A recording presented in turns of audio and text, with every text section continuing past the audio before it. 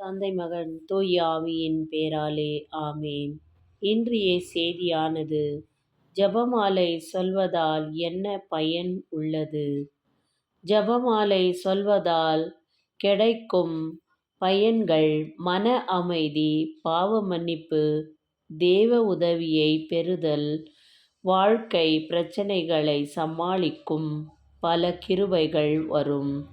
இயேசுவின் வாழ்வை தியானிப்பதின் மூலம் விசுவாசம், பொறுமை, அன்பு, மன்னிப்பு, சைத்தானின் பிடியிலிருந்து விடுதலை, கோரிய நன்மைகளை பெறுதல், போட்டிகளில் வெற்றி போன்றவைகளை யாகும். முக்கிய பயன்கள்: 1. ஆன்மீக வளர்ச்சி. இயேசுவின் வாழ்க்கையை தியானிக்கவும் கன்னிமரியாவிடம் மன்றாடவும் உதவுகிறது. இதனால் விசுவாசம், பொறுமை, அன்பு, மன்னிப்பு போன்ற நற்பண்புகள் வளர்கின்றன. 2. தேவ உதவி. தேவமாதா தரும் வாக்குத்தத்தம் வாழ்க்கையின்படி ஜெபமாலை சொல்பவர்களுக்கு அரிய வாய்ப்பு, வரப்பிரசாதங்கள், கொடைகள் கிடைக்கும். 3. மன அமைதி மற்றும் அழுத்தம் குறைவு. மன அமைதியையும் மன அழுத்தத்தையும் குறைக்கும் சக்தியையும் தருகிறது.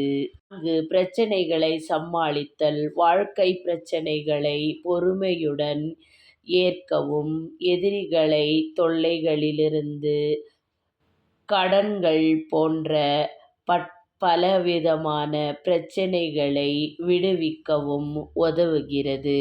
5. சைத்தானின் பிடியிலிருந்து விடுதலை. இத்தாலியில் பூம்பின் நகரை சைத்தானின் பிடியிலிருந்து விடுவித்தது ஜெபமாலையின் பக்தியே என்று நம்பப்படுகிறது. 6. குருவின் நன்மைகள் மற்றும் வெற்றி. ஜாக்கிரதையாக குருவின் நன்மைகளை பெறவும், போட்டிகள், வழக்குகள் போன்றவற்றை வெற்றி பெறவும் உதவுகிறது. குறிப்பாக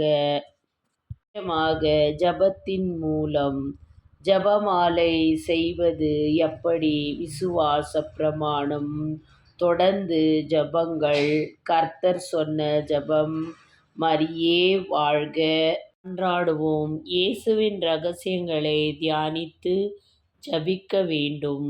சுருக்கமாக, ஜெபமாலை என்பது ஒரு ஆன்மீக பயிற்சி. அது விசுவாசத்தை ஆழப்படுத்தி வாழ்க்கையின் சவால்களை நம்பிக்கையுடன் எதிர்கொள்ளவும், தேவனின் கிருபை பெறவும் உதவுகிறது. ஆமென்.